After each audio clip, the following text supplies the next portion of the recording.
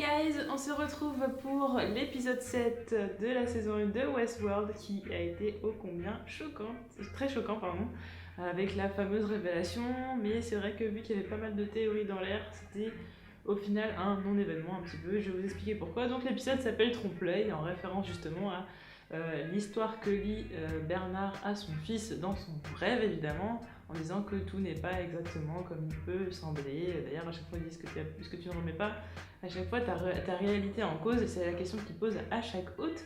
Et donc c'est un épisode où en effet il y a beaucoup de faux semblants, tout ce que l'on peut voir n'est pas forcément la réalité. Donc on va commencer par Maeve qui, je m'y habitue, je dis Maeve, qui elle donc essaie d'en savoir un petit peu plus sur le monde qui l'entoure et comment par exemple certains autres ont été codés, et notamment son amie Clémentine, et donc elle essaie de savoir sa backstory. Elle apprend qu'au final Clémentine, eh bien en fait elle a une famille, ses parents habitent dans une petite ferme, que en fait elle est fille de joie pour pouvoir leur envoyer de l'argent, et qu'un jour elle aura assez d'argent pour pouvoir revenir les voir.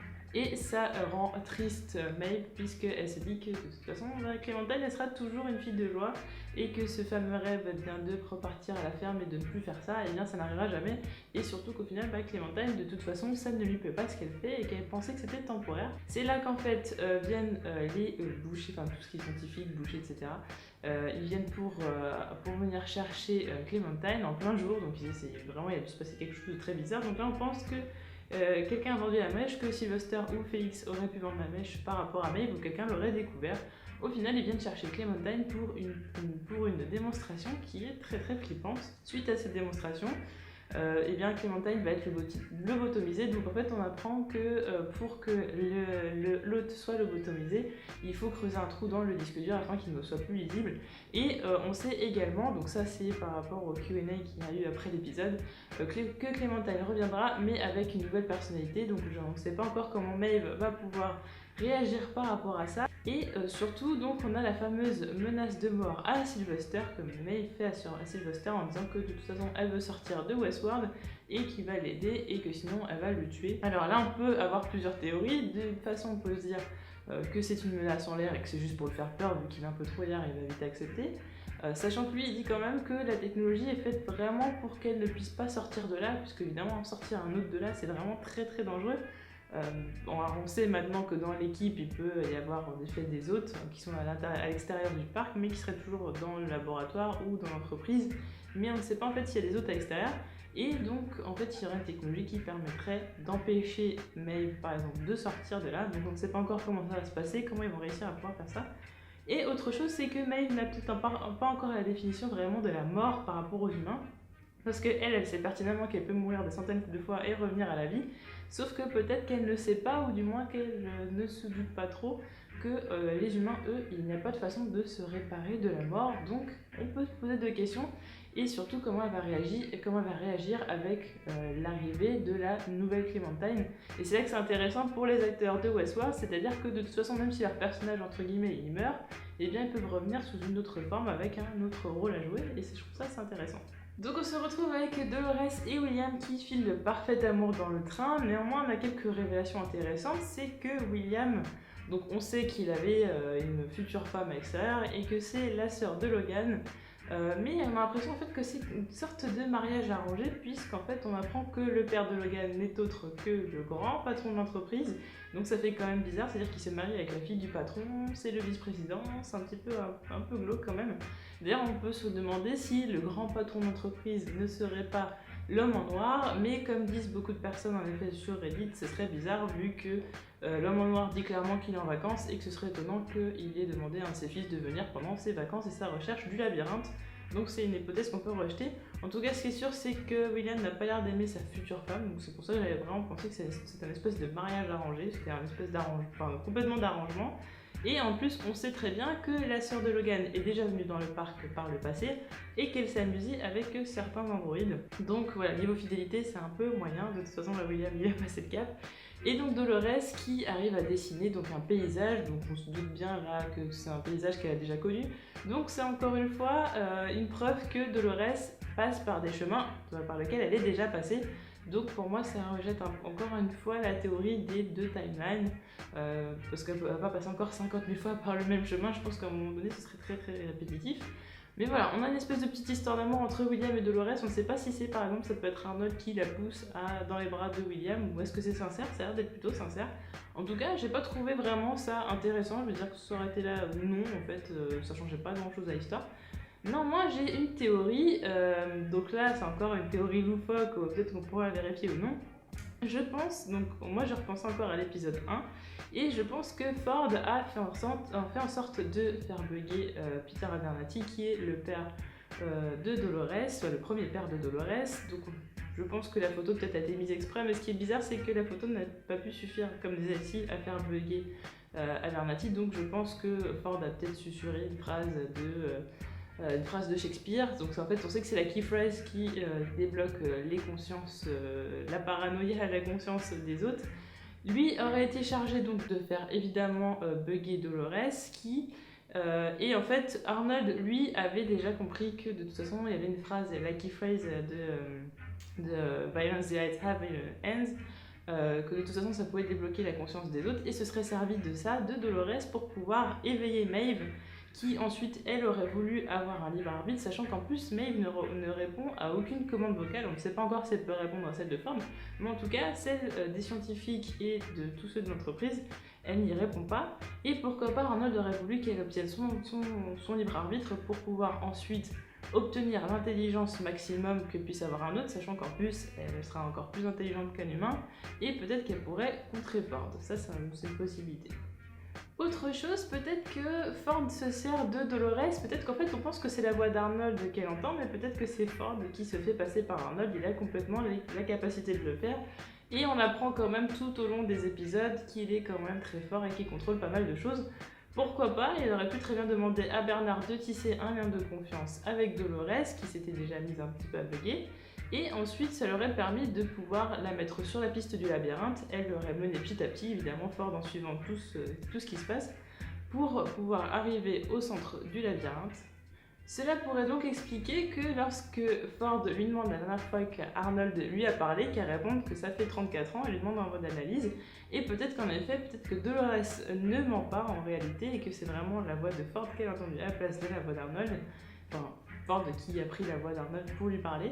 Et également quelque chose qui pourrait aller dans ce sens, c'est le fait que Peter Abernathy dit à un moment donné, quand il se fait interroger par Ford et Bernard est présent dans la salle, à un moment donné, il lui dit les choses que vous lui faites, il faut que je la prévienne, parce que ce n'est pas bien les choses que vous lui faites, non, les choses qu'on lui fait, les choses que vous lui faites, et regarde Bernard et Ford.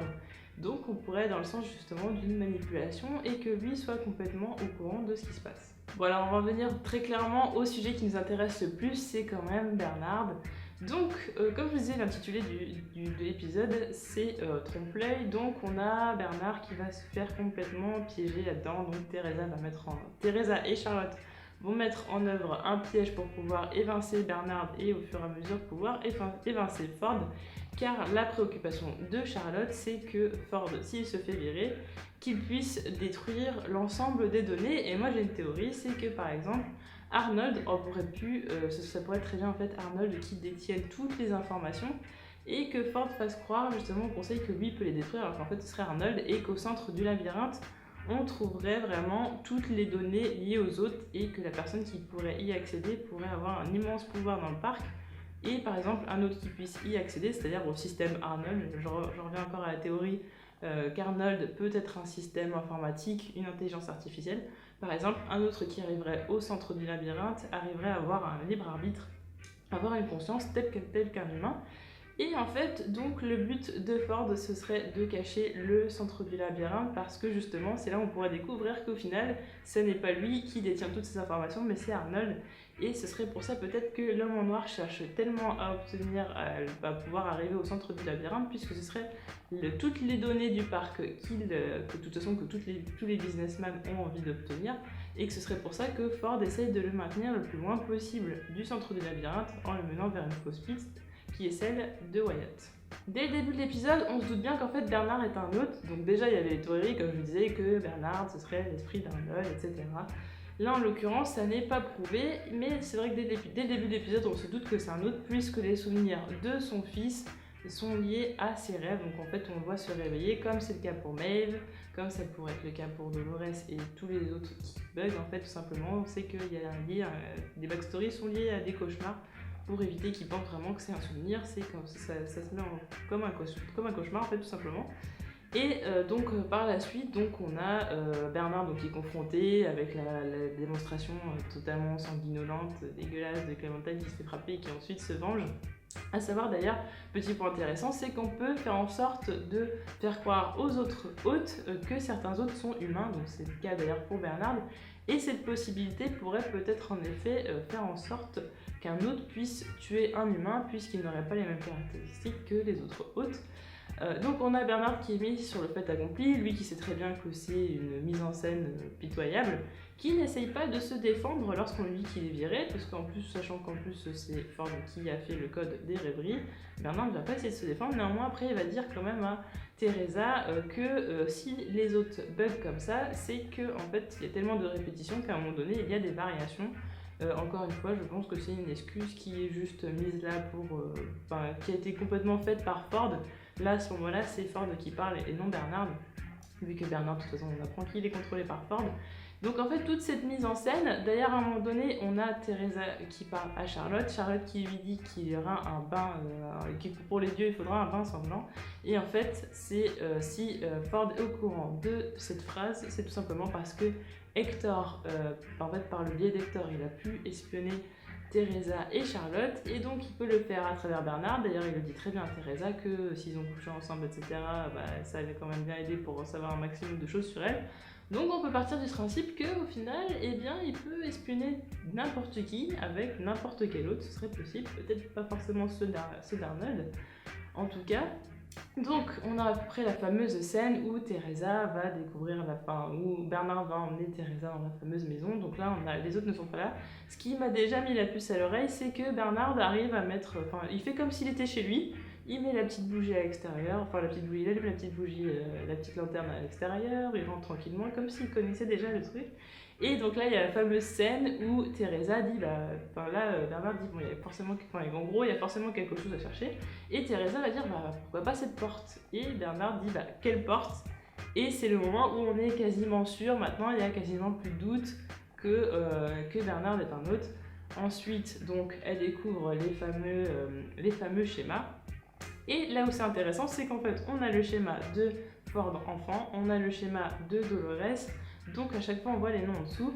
Cependant, celui d'Arnold, celui de Bernard, celui de Bernard, on ne voit absolument pas le nom en dessous, donc ce qui peut encore laisser supposer aux théoristes du complot que ce serait encore une fois Arnold, sauf que la différence, si on regarde bien les schémas, c'est que le jeune Ford, c'est un hôte de première génération, donc mécanique, Dolores également, et que par contre Bernard, c'est un hôte qui est fait de chair et de fausse chair et de sang, donc de deuxième génération, qui concrètement normalement n'aurait pas pu être fabriqué par Arnold, puisqu'à l'époque Arnold fabriquait des androïdes qui étaient mécaniques. Donc là, c'est là où on peut avoir un petit doute. Et encore une fois, pour confirmer que Arnold est encore peut-être une intelligence artificielle, c'est quand Ford va dire à Teresa, de toute façon j'ai tout créé. Et on peut considérer que justement il va pas dire on a tout créé, il a dit j'ai tout créé, et ça on peut se dire qu'il a créé Arnold, et avec Arnold il a créé tout ce qu'il y a en rapport avec le parc. Donc évidemment, alors moi j'étais complètement bouche bée parce que je me suis dit au moment où on voit le schéma, Teresa elle le montre à Bernard, et c'est là où on voit qu'elle n'a pas encore compris, elle n'a pas encore avalé la pilule, et elle a dit qu'est-ce que c'est, pour toi qu'est-ce que c'est? Et donc là évidemment, là j'étais bouche grande ouverte, j'étais en train d'attendre, évidemment je me suis dit non, il va pas dire que ça ne ressemble à rien pour moi, et si il balance la phrase, et j'étais déçue parce que c'était trop prévisible dès le début de l'épisode, dès qu'il parle à son fils dans son cauchemar en disant oui, tout ce que tu vois n'est pas ce qui semble paraître, etc. Tout ce qui semble être, déjà dès le début, ça sentait la révélation, Bernard est égal à un autre. Donc j'étais déçue dans le sens où c'était absolument pas subtil, dans le sens quand on a vraiment suivi très assidûment et bien analysé la série, c'était pas du tout subtil en fait. Donc j'étais déçue de ce plan-là. Donc voilà, on a vraiment un moment de cœur brisé. Donc on se demande aussi comment Bernard prend la nouvelle, parce que Ford, lui, le chef, enfin comment on dit en français, il l'arrête aussitôt pour qu'il arrête de se prendre la tête, tout simplement de surchauffer. Et c'est là où on peut se dire, ouais, quand Bernard va se réveiller, entre guillemets, est-ce qu'il n'y a pas une possibilité qu'il se souvienne de ce qu'il a fait à Teresa, sachant qu'il a quand même un caractère, tous les autres ont quand même un caractère, pas une conscience, mais dans la limite du possible, vraiment une. Est-ce que Bernard va vraiment avaler la pilule, sachant qu'en plus il se méfiait de Ford, mais Ford avait vraiment fait exprès, il avait tout manigancé depuis le premier épisode. Pourquoi je vous dis ça? Le premier épisode simplement, quand Bernard fait une réflexion à Teresa, parce qu'elle a un petit mouvement de sourcil qui bouge, et il lui dit comme ça, il fait « Ah, c'est intéressant et tout, j'aime bien cette petite expression, est-ce que je peux l'enregistrer pour mes futurs hôtes ou quoi que ce soit ?» Et on peut se dire que l'hôte qui est en train d'être fabriqué dans le laboratoire de Ford, ça peut être la nouvelle Teresa, puisque de toute façon, s'il n'y a pas de corps, s'il n'y a pas de preuves ou quoi que ce soit, et que Teresa est soi-disant toujours vivante, eh bien le conseil ne va pas chercher quoi que ce soit. Et on se demande aussi ce qui est arrivé aux autres personnes du conseil, enfin toutes les autres personnes qui ont été envoyées par le conseil, sachant qu'il dit qu'à chaque fois le conseil le teste et l'envoie d'autres personnes. On se demande si elles n'ont pas fini comme Teresa et si ce ne sont pas des autres maintenant qui sont peut-être empilés dans la chambre froide, on ne sait jamais. Encore une fois, même si Bernard s'avère être un autre, pour moi ce n'est toujours pas la preuve qu'il puisse être Arnold. De toute façon, le fait que l'esprit d'Arnold soit en Bernard n'est pas du tout plausible et quasiment maintenant impossible.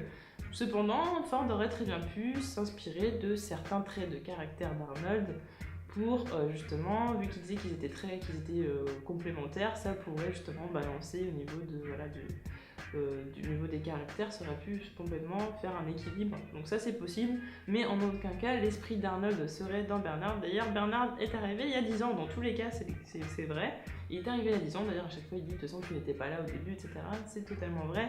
Qu'est-ce qu'il aurait fait pendant 24 ans? C'est-à-dire qu'il est arrivé il y a 10 ans, Arnold est mort il y a 34 ans, pardon. Qu'est-ce qu'il aurait fait pendant 24 ans? S'il avait été un autre dans le parc, quelqu'un l'aurait reconnu. Ça n'est pas possible.